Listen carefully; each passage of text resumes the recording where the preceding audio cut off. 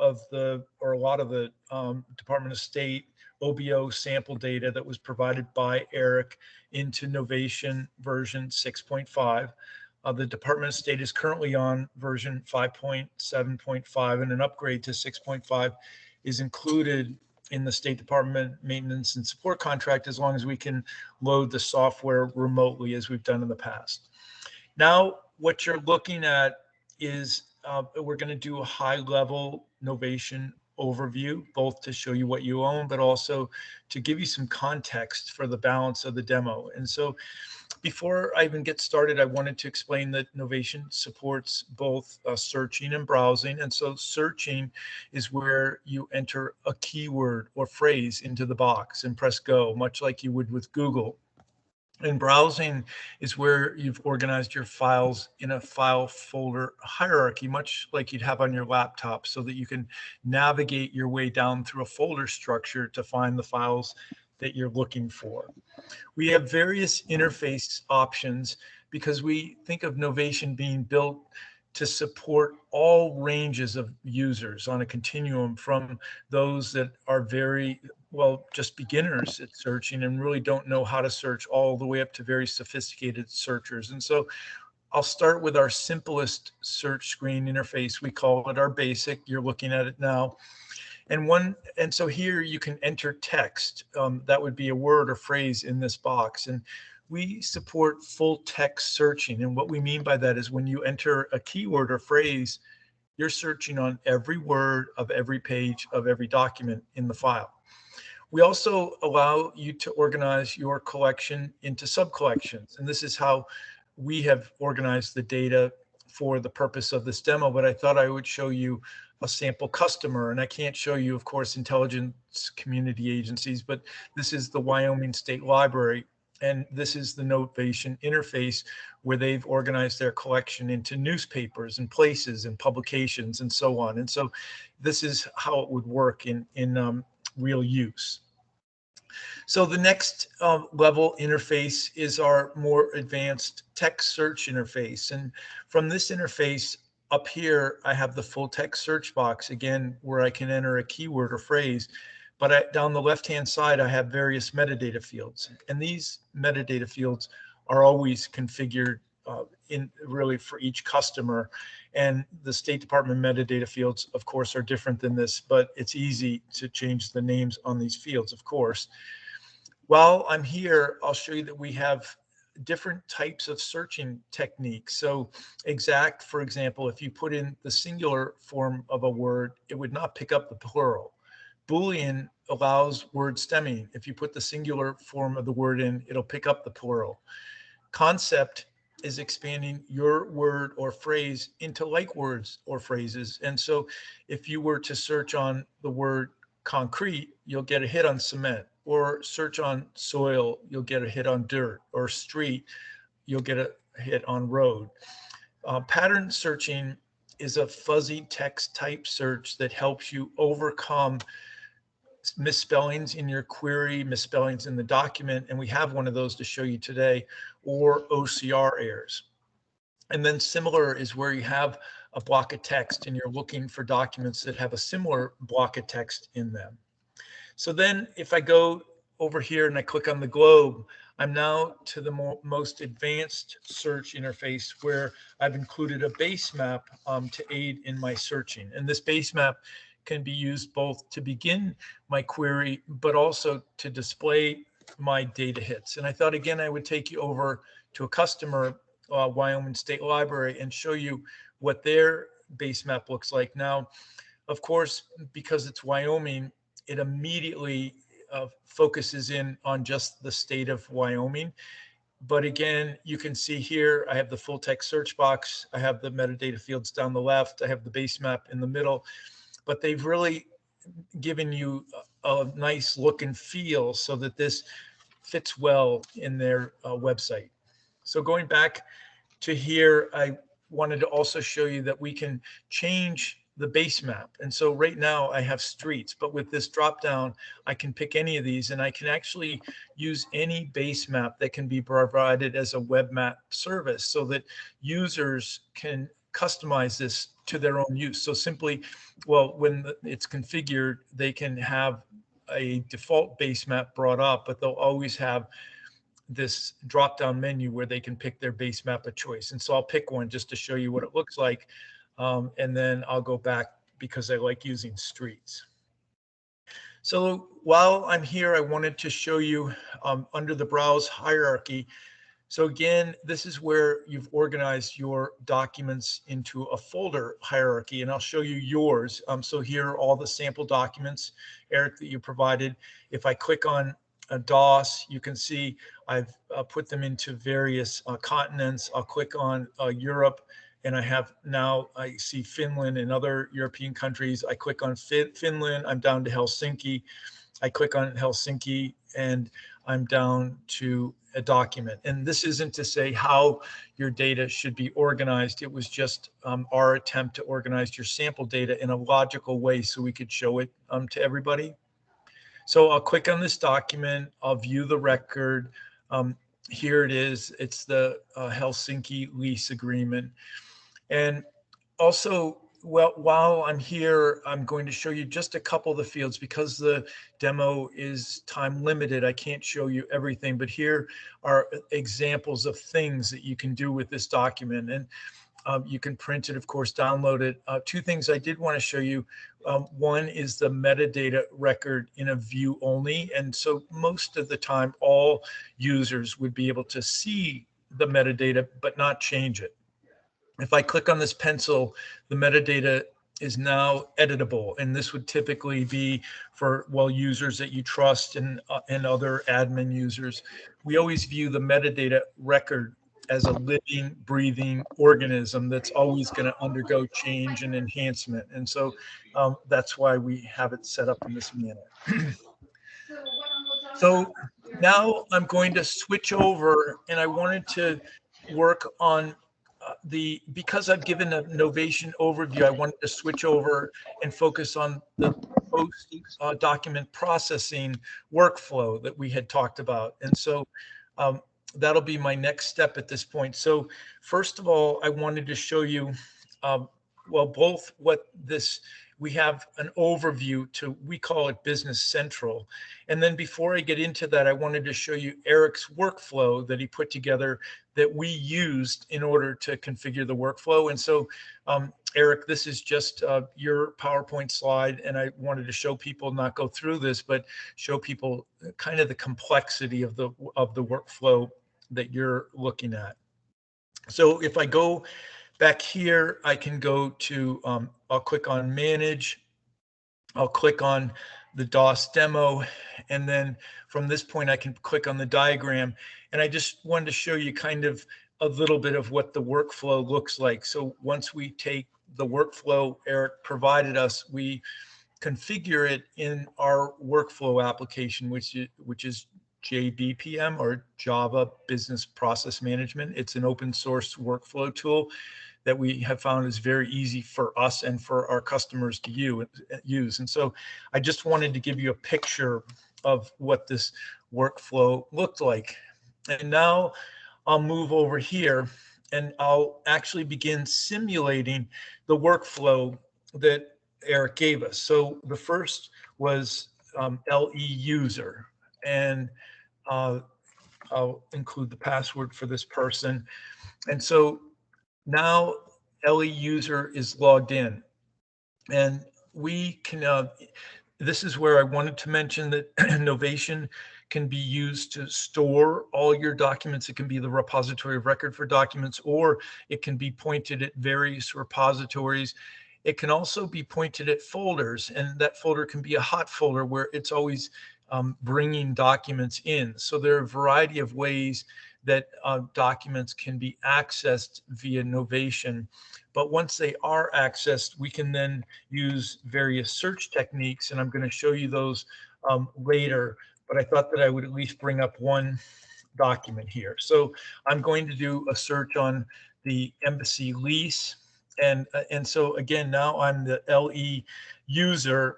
I'm going to click on this particular document because it's the one I want to use to begin my workflow. I'll click on Add to Workflow, And now it creates a batch. And so I can select the uh, the workflow that I want for this one. And for this one, it will be the DOS demo workflow. And so I'll click that here. I can then provide, or I must provide a name. So I'll put in my initials and we'll call this test 8. I can put in a due date. Some of these fields are mandatory, like the name. Others are optional, like when it's due. And then down here, I wanted to show you, this is kind of neat, I think, where you can assign it to a specific user. That's one choice. So you can pick a user that you want to handle this. And so I'm going to pick, in this case, post user. The other way it can be used is by simply assigning it to a group. So you might have a group of analysts and they're always going to be pulling from a pool. And so now you're simply putting the document in a pool and you're allowing the users in that pool to draw on those documents one at a time. So I'm using one of each of these just to show you how they can be done. And so I'll click on submit and you'll see the new batch was created. And so now at this point, the batch is created. It has one document and an email will be sent to the email address on file for the post manager user, alerting that person to the availability of a new review task. And the email will also contain a link to log into Knowvation to begin reviewing the document.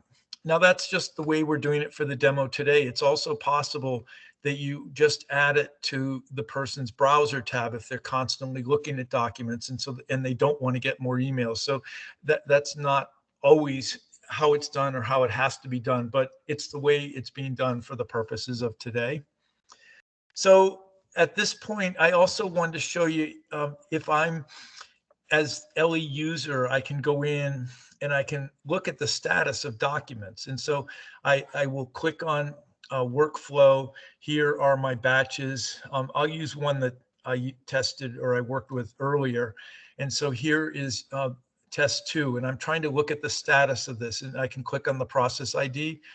And now it gives me this really nice visual of the workflow. And so I can see the grayed in boxes are done and the boxes that are not grayed in still have to be completed. So it's a way that I can both understand the status, but also in a really easy way, visually see where's my document in the process.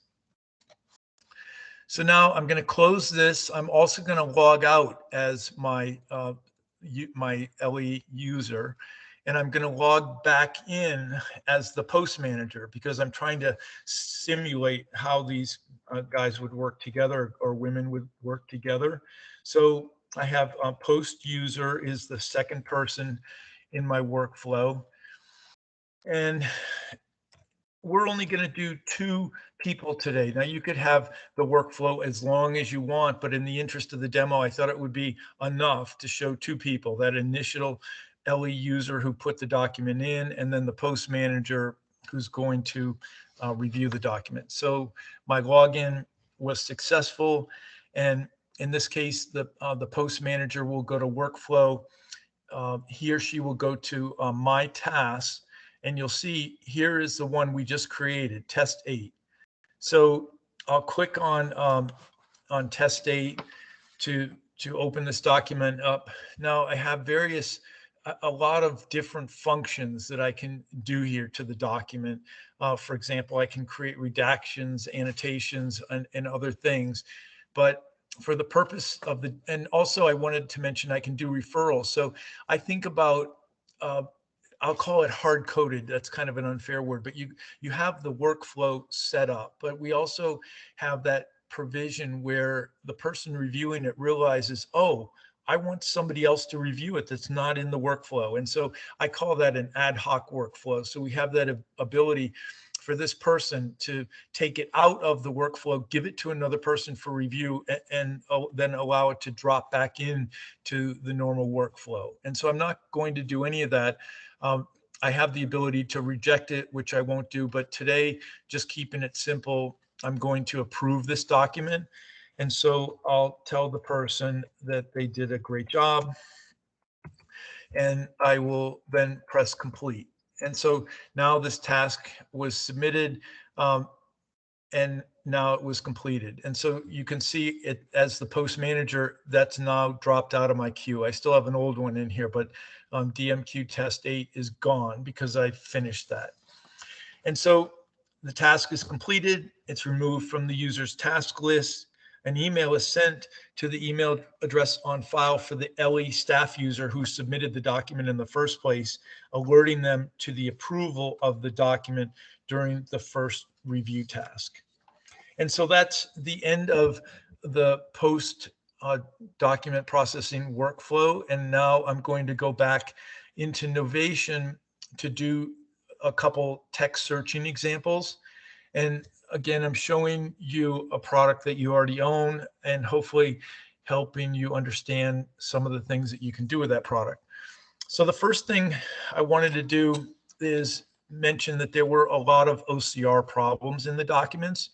And and that's the bad news. But the good news is that Knowvation provides an OCR functionality so that these documents can be re-OCR'd and these problems can be corrected. And so I'm going to show you both the problem and then the correction that we made to the document and how Knowvation now searches across the document.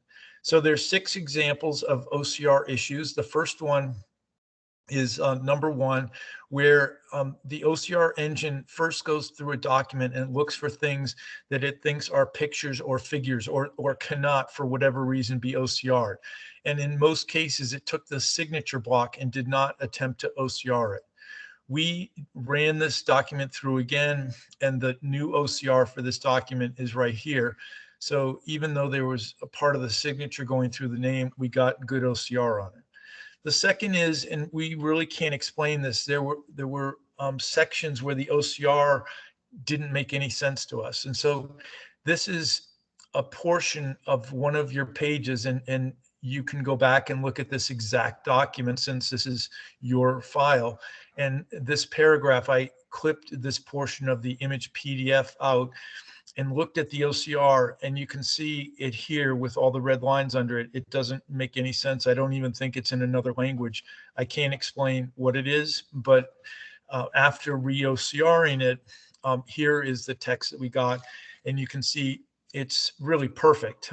This is very good text with very little noise, and it even caught the misspelling right here, which is exactly how it was spelled up in the text. So this is the second example. The third, we had a page that had no OCR. So it's typical of a large copying machine in an office where you ask it to create a PDF. It creates an image-only PDF. So that image-only PDF does not have an OCR layer. It is not a searchable image. There is no text that you can search on with that. But again, fortunately, we can take that image-only PDF and OCR it with Knowvation and create an image text PDF that can then be searched. And you can also cut and paste the text from that document in the event you need to repurpose it for something.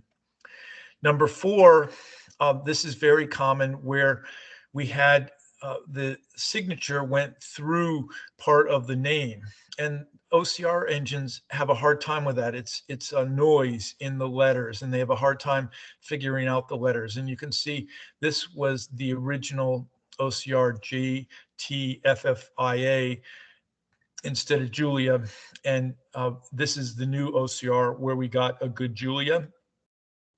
And then the 5th example is similar.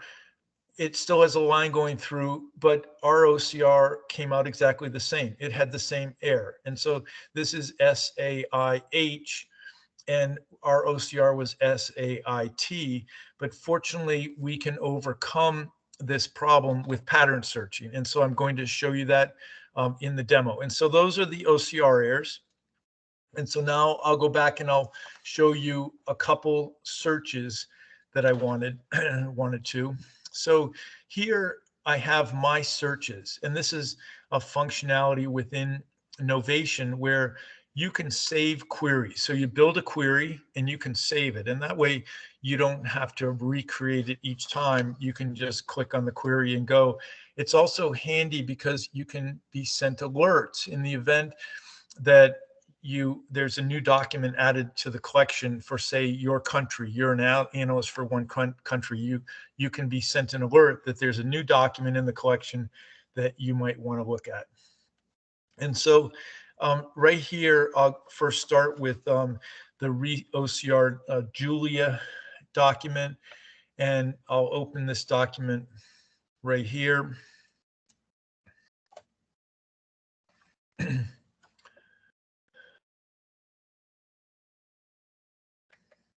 And you can see I did a search on Julia and I got a hit on Julia. And this is also what we mean by full text searching. So I'm searching for every word on every page and every document, including the metadata record associated with that document.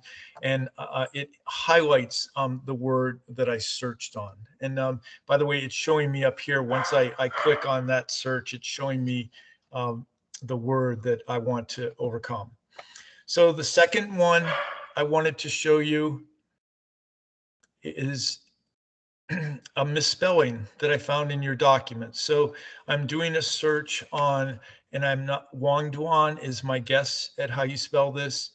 And so I have a document here that I want to show you where they misspelled it. Well, they spelled it both correctly and incorrectly, both ways. And so it'll show you the power of pattern searching to overcome these problems. So this is your document. You can see up here, Wang Duan was spelled correctly, but down here, they misspelled it in the document. However, if I was looking for this person's name, even though it's misspelled, I want to see that highlight. And then down here, it was spelled correctly. And so, of course, it got a hit on it correctly. So I'll go on to, and here's where my spelling, you can see it was spelled correctly. I'll go on to a third pattern search.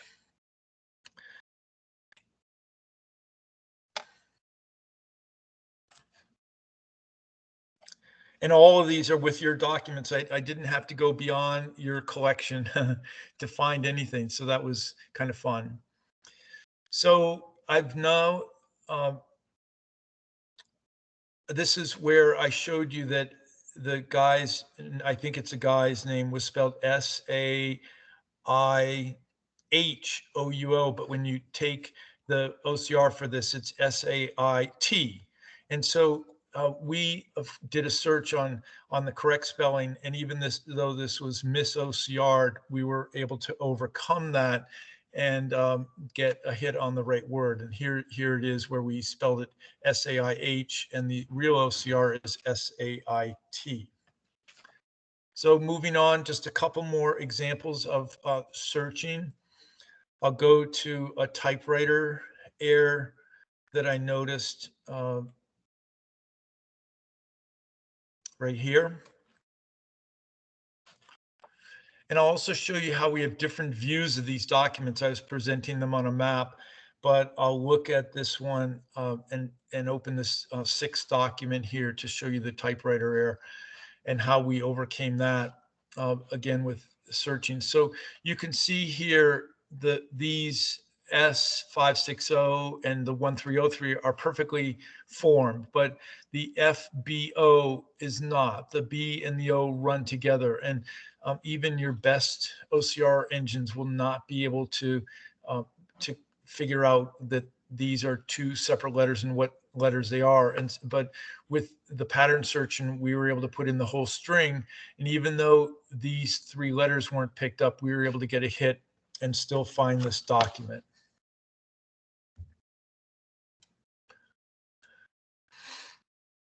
Okay, I have 2 more searches I wanted to show you. So now I'm going to show you a concept search. And so this again is where it's taking my word or phrase, and it's actually looking for similar words and phrases. And so I did a search on the term revoke, REVOKE. And you can see here that I got a hit on rescind. And so if you think about you're revoking the lease or entitled to revoke, rescinding the lease would be very close in meaning. And so if I were looking for instances of revoking a lease, I would want to see the word rescind. And so this is a great example inside of your documents about how it helps your users quickly find things that they might not be able to find, in this case, if they didn't think of the exact word. Here was my revoke search word. And then the last example I'm going to show you is a wildcard example. And so we work with many wildcards. And so this is an example where I put two words in quotes: urban planning. So I have, what I'm saying is I don't want a hit on only the word urban or only the word planning. I only want to see instances when these two words are together.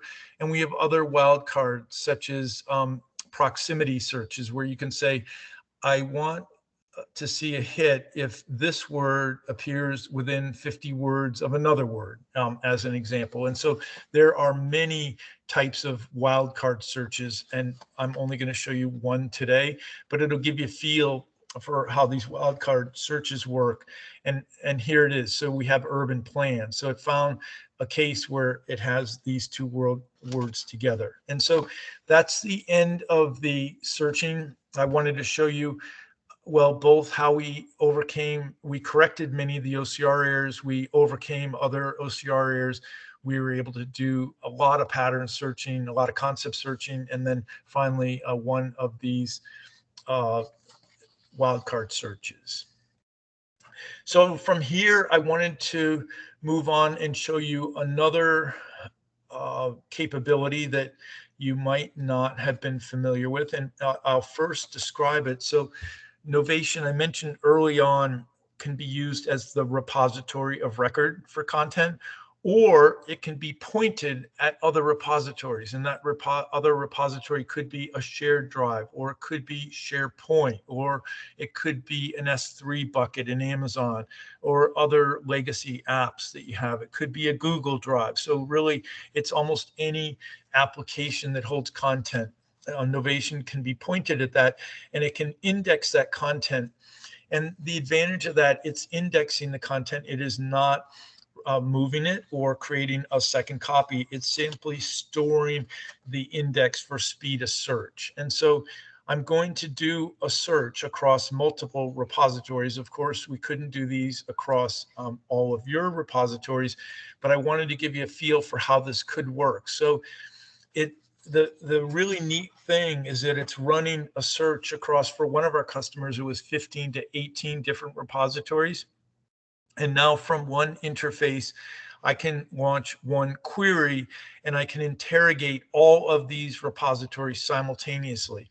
And then I can have a source field as a metadata field, and it can tell me where this data came from. So first of all, it's giving me an integrated hit list based on relevancy. But then secondly, I can see, oh, this was a map drive, like an S drive. For us, we have all our content on an S drive. So it's on a shared drive. And this S3 was an Amazon S3 bucket. And then this content was inside of Knowvation. And we even split the Knowvation content into two types of content to provide more information. So you could have as many repositories as you want, but the point here is that we actually had content in Knowvation, and then we had content on a shared drive in an S3 bucket, and we had pointed Knowvation to those repositories, and they simultaneously searched all repositories at one time. So now I wanted to show you, and this is the one case where I'm going to switch over for 1 second to admin. So I'll go to our admin site at this point, because I wanted to show you how easy it will be for you to point at the repositories, and I won't go through adding those. This gives you a feel for the Knowvation admin side. Many things I'm not going to go through, but it has the capability to add users and groups and permissions for those users and groups right down to the document level. So you can get incredibly granular. And so you have all this today, but the one area I wanted to show you is data management as it relates to pointing Knowvation at repositories. And so I'm not, even within this, I won't be showing you everything, but I wanted to point out two areas: crawl and data source. And so crawl is where you want to go after files. You want Knowvation to crawl files that are on a server without software. And data source is where you want Knowvation to go after files that are managed by an application. And so I think of crawl as being used for files in a simple case on a shared drive, and a data source could be a SharePoint application, just to give you an example. And then I'll go into one of these. So if I go into crawl, here are the ones that we already have now, and these can be enabled or disabled. And then I can add one by simply clicking on the plus sign, and it brings up this GUI where I can add another repository. And so anyway, I just wanted to show that. So the big picture, Knowvation can be used as a repository record, or it can index other repositories. And then it's very easy to add these repositories with GUIs inside of the admin. Okay, so next I wanted to go to back to Business Central. And we had early on, you wanted to see the workflow as it relates to highlight and redact. So I'm assuming that we would like to continue with that, and I'll show you how that would work. So I'll go first to Business Central, and I'm going to click on the Manage icon. And in this case, I'm going to go to the Redact Basic. We looked at this before. Redact Basic. Let's see.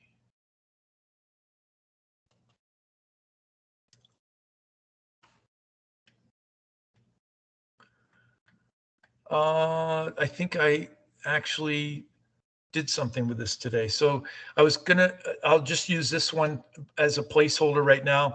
But I had the Redact Basic, and it was really just three boxes. You had the document coming in, a reviewer, an approver, and then the document's done. It's much simpler than your post-processing. But the point is, there's a way that you can actually look at the workflow for that. And then if I go back here, I wanted to show you that there is also a dashboard where there are a lot of neat ways, visual ways that you can look at the workflow, all of the workflow processes together. You can, by start date, pie charts, a running time for different ones. So there are many visual ways that you can look at the workflow that's in process. And this applies both to the document processing as well as the redacting. And so then I wanted next just to go over to here, and I'm going to log out and log in as a new person.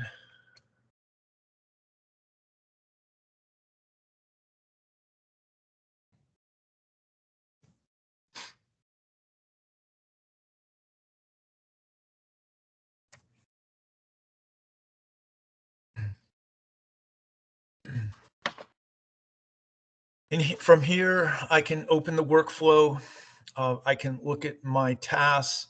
And what I wanted to show you, this is one document that we processed. And when you process the documents, the first thing it does, so you have a list of sensitive content.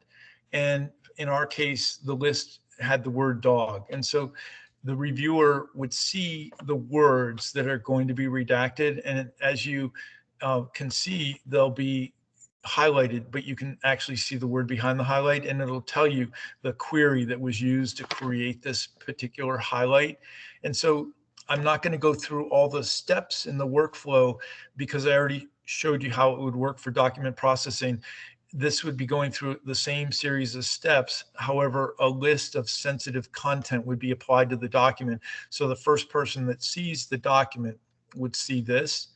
And then the next thing that you can go to after that is processed, I'll go to this simple redaction where it's been completed. And oh no, actually, sorry about this. I wanted to go to the workflow result for this, and I can actually open this up with a PDF as a PDF, and you'll see that my sensitive content has been redacted or blacked out in the document. And so what I was trying to show you here is just that capability for us to run documents through a workflow, apply, we call it a dirty word list, but it's a list of sensitive words and phrases. And those sensitive words and phrases can then first be highlighted for a reviewer to see. And then after the reviewer agrees, and the reviewer can even add additional highlights, it can then be saved with these words redacted or blacked out. So the last step I wanted to do, I'm going to go back to Knowvation, and I wanted to move into the geospatial content, so shifting gears quite a bit. I'll jump right into the map view since I want to begin my geospatial searching here. If I click this X, it clears all of my searching. And what I'd like to do is I'll just do a little search over Austria, and it picks up these documents. And again, these are documents that you provided to us. So I'm going to view this one. I click here to see the document, and once it comes up, I know we digitized this for you because I remember these green pages, but you'll see on the second page here that I have the address for this particular document in the upper left-hand corner. Now, if I move on, I'll actually begin a search over part of Africa. So this time I'll pick a square and do this and look for content.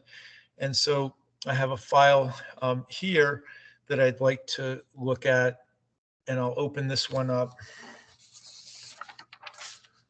And you'll see that it has an address here so that this document has been geotagged. I actually had a third file that I wanted to show you, but in the interest of time, I'm not going to show that one, and I will move on. I wanted to show you how things can be overlaid. And so the first thing I'm going to do is go to one of our customer sites. It's San Diego County. This is a site that you could actually go to. And I want to do a search by parcel number. And so I can type in the parcel number here.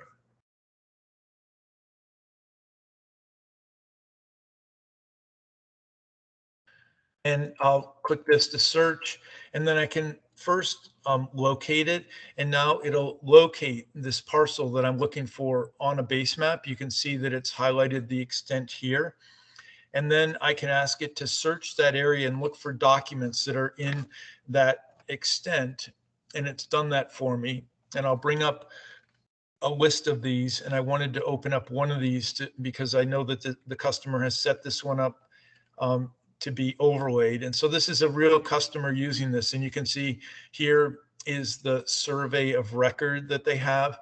And now in order to see this overlaid on a base map, I simply click view projected image, and it's now overlaid this on a base map. And so the other neat thing here that they have, this is the satellite view, but I can easily change this to streets, and I can go back and forth. But in each case, I see this survey overlaid on the map. And then the other overlay I wanted to show you, so I'll go back to Knowvation for this.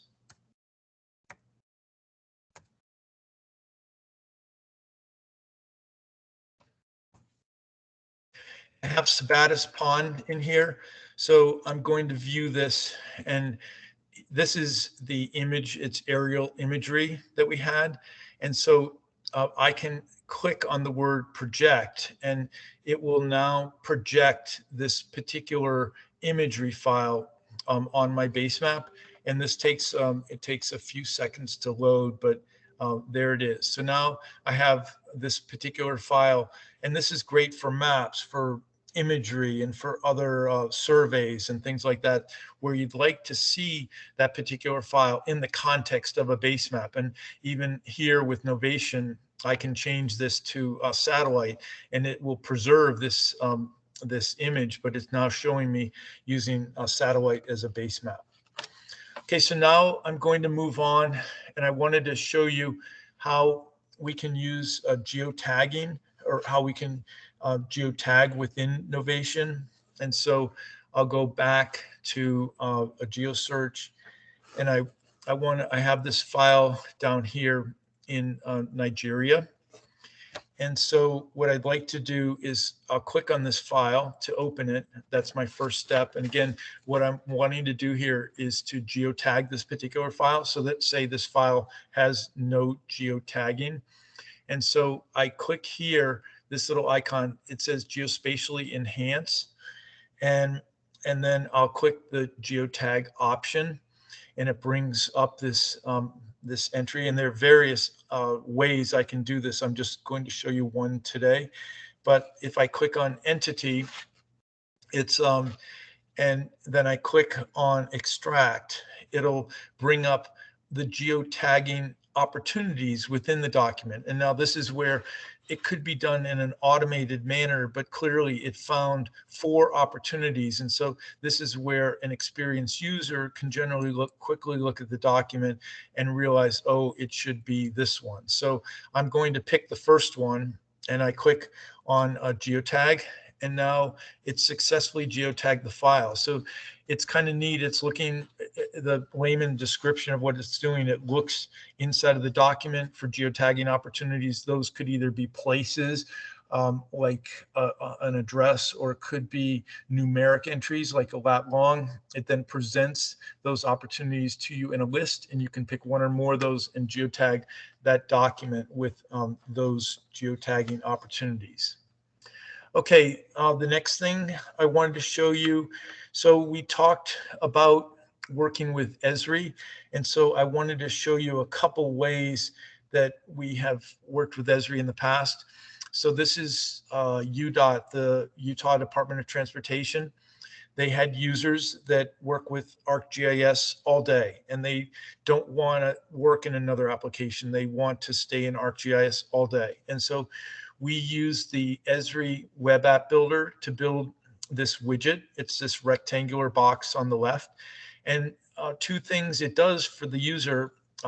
First, it allows the user to have all of the Knowvation functionality from just within this little box. So they can now search across structured and unstructured content in addition to the structured content that's in Esri.